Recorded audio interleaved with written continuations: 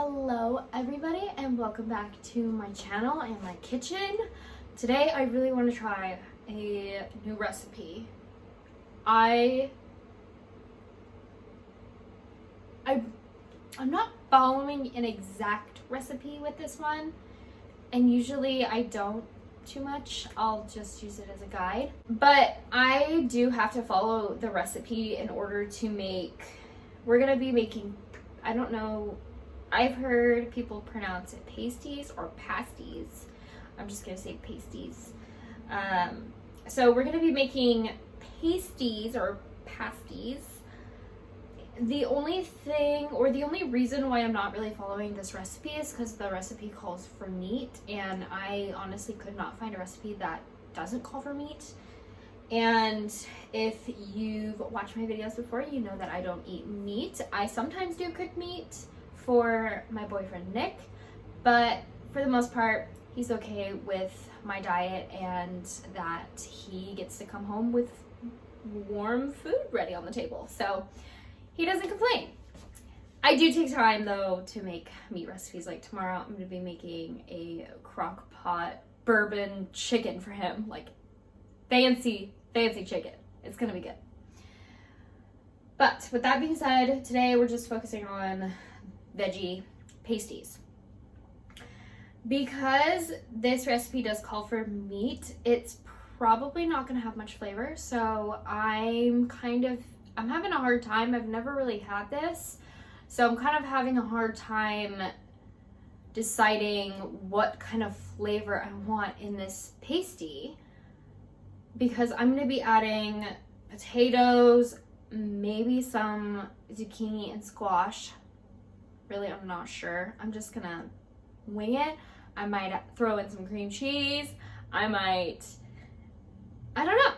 I have no idea. So let's get this started. I want to start off with the pasty.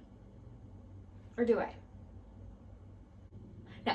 Let's go ahead and start with the potatoes, because I want the potatoes to be sauteing for a little good while to get a good flavor with onions and garlic. Do I have garlic in the fridge?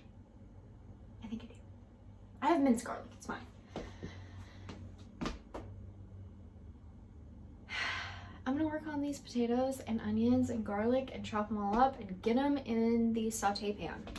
I have all of my veggies that I'm gonna be using chopped up, and I think I am gonna throw a little bit of olive oil in this pan. The only thing I think I'm gonna be using are some potatoes, and I just kind of rough chop these up. They're not super tiny or anything, but they're also not big chunks. And I've been letting these dry for about 10 minutes in this bowl with a towel, and just every now and then trying to suck up as much of that moisture as we can so they don't burn in our pan. That rhymed. Okay, so yeah, so I got the potatoes, and then I also have some onions and garlic, and then a little bit of carrots. I was a little hesitant on putting carrots in here because I really don't know what kind of flavor I'm going for. I think I do want to do like a hearty, beefy flavor. So I'm going to be using some beef bouillon, some seasonings. I'll have to look at the recipe again because I'm honestly not even following it at all. I'm only really using the recipe for the pasty itself. But let me look at these ingredients. I'm going to let these sit in this pan for a little bit, cover it, so that we can get those potatoes on their way to being soft. The recipe does say potatoes, rutabagas. I didn't get rutabagas. I've never had them, so I didn't really want to use them. Carrots, onions, beef, pork, salt, pepper, garlic powder, and then butter and egg for the pasty itself. So to me, that doesn't really sound like a lot of flavor if I were to follow that recipe. I'm not using meat, so a lot of that recipe's flavor is from the pork and the beef. I'm probably just going to be using some of this beef bouillon. This is really good. It's probably not the most health conscious decision, but we work with what we got. That is okay. And I'm basically cooking from scratch. We're just that much healthier. I'm gonna wait for these, and then while these soften up, or when they get soft enough, I will throw in these onions and garlic and the carrots and start flavoring it then. I accidentally spaced on reading the instructions before starting this recipe, but I guess we need to refrigerate the pasty dough for 1 hour and 30 minutes. So we need to get started on that. The only thing you need is water, lard, and there's one more thing. Water, lard, and flour. I don't have fresh lard. I had to buy some at the store, which is perfectly fine. I've never really cooked with this stuff or used this ever. Let's get our bowl. And in our bowl, we are going to do 2 cups of lard. Now I'm going to be stirring in this hot boiling water into the lard until the lard melts down a little bit. Ow, that's hot. Oh, that smells lovely. Oh my goodness. Ew. Oh my god. Smells so bad.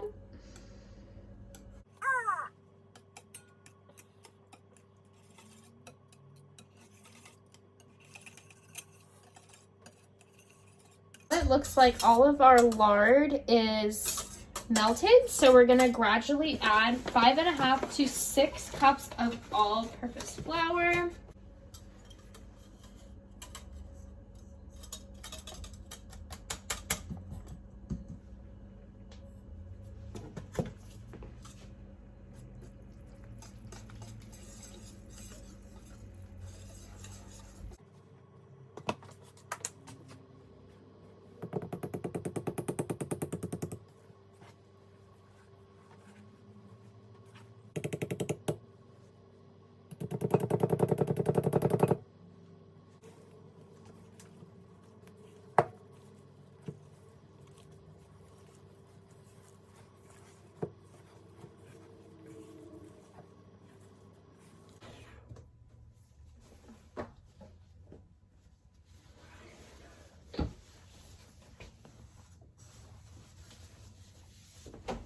For my filling, I really want to get this filling done because I want it to be done by the time our dough is ready.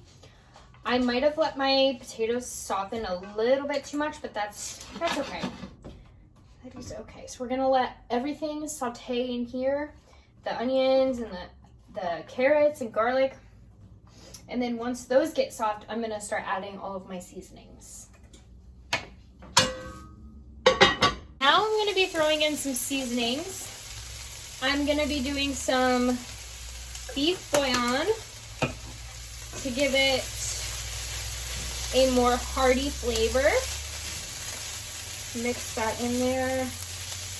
And I kind of want this base to be creamy, so that's why I want to add the cream cheese. But I'm still contemplating it. I really don't want to ruin it. I think I'm going to try and add just a little bit of water. A little bit more of this beef powder. If it ends up being too runny, I will go ahead and throw some flour in here to thicken it up, but I really don't think it's going to be super runny. It's already thickening up because of the potatoes. They're soaking up a lot of this water. And this is actually the consistency that I was looking for. Kind of a mushy, thick, creamy filling. I'm gonna add some pepper. Oop, that was a lot of pepper. I'm not gonna be adding any salt just because of the beef bouillon that already has a lot of sodium, but I am gonna add some parsley, just to give it that extra flavor.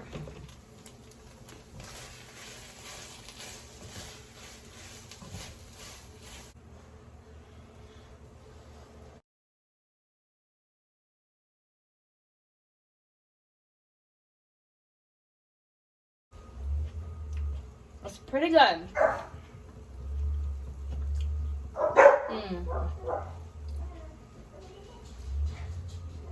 I think that'll be really, really good. And we have an hour and 17 minutes left on our little pasties in the refrigerator. After the pasty dough was done, I took it out of the fridge and I just gave it one more good little mix in that bowl because there was still a little bit of flour on the bottom. And then I am using my new pastry mat, I believe they're called. I was so excited to use this. I love it so much. I think I got 3 of them as a pack at Costco, and I think it was like $26 or something like that. And it's amazing. It has ingredient substitutes on there, and it even has the sizes if you were to roll out. I think it's 8, 10, and 12 inch circles. And the recipe did call for me to roll these little pasties out into a 10-inch circle, I believe. But I didn't really want to do that. I just wanted to do a little mini 8-inch circle. And then I started filling these little pasties up with the filling that I made. And I then stuck the sides down together. I didn't use a rolling pin to roll out the pasty dough just because I was a little lazy and I didn't feel like cleaning one more thing. But that probably would have made the process a little bit faster and a little bit smoother and made the end result of the pasty maybe look a little bit more even and better.